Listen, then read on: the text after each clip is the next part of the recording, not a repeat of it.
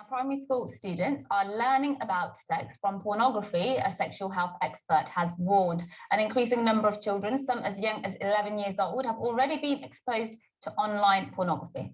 Well, sexual health specialist Dr. Kate Howells has warned that for some children, they're learning about violent sex before the context of being in a caring relationship, warning it could have a massive detrimental effect on young people if it isn't addressed. Yes, so today on our feature, The Controversy, we're going to discuss this. Is there a problem with porn amongst primary school aged children? Well, Dr. Kathleen Richardson is a professor of ethics and culture at Dame Montfort University, and she's also a feminist campaigner who wants to stop the objectification of women through technology. So just tell us what your initial reaction to this is, this story that some children, primary school age, are actually learning about violent sex before they even sort of understand sex and relationships in a more holistic way. Again, thank you for having this conversation. I think it's really important. And of course, that's what's going on. People have been saying this for years and years, that actually children are getting younger and younger and they're getting exposed to what pornography is. And I just want to make it clear, I do not think pornography is sex. What pornography represents is the graphic subordination of primarily women and girls, but also men and boys and animals. It's about domination and submission. It's not about empathy or reciprocity. It's not about emotional connection. It's about none of those things. And it should come as no surprise then that the term porn is an ancient brothel slave. So the whole word, comes from this kind of dehumanization. The whole history and genealogy of it comes from dehumanization. What's happening now, obviously, we have internet devices. Everyone has access to the internet. Children at younger and younger ages are accessing devices, which is just one click away from this kind of graphic subordination that is pornography. I understand that, but children, just to interject quickly, sorry. It's a really tricky one, this, isn't it? Because people like me sit here every day and stop talking and say things like, we shouldn't be like trying to sexualize the children's education at a younger age. And normally with that kind of stuff, I'm talking about, telling them about things, whether or not they're born into the wrong body and this kind of stuff.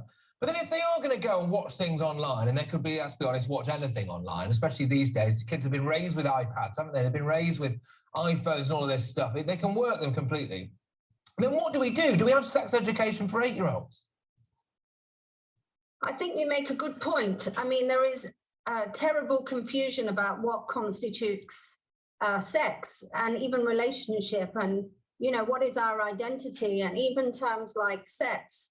I mean, as in sex bodies are now up for question. So I think this is actually all because part of it comes from the way we understand sex and sexuality in our society. What we seem to have is it's less about people and their connections with each other and more about some pornographer's point of view that's disseminated over the internet. How do we have a conversation? Well, I think we've really got to say parents have to step up with this. They have to take responsibility. But unfortunately, I'm of the generation, I would have been the first generation exposed to pornography by videotape. So, you've now got successive generations who from young ages have been exposed to pornography. And as parents, they think it's harmless and it's not having an impact. Well, we know it's having an impact. All the reports tell us it's having an impact.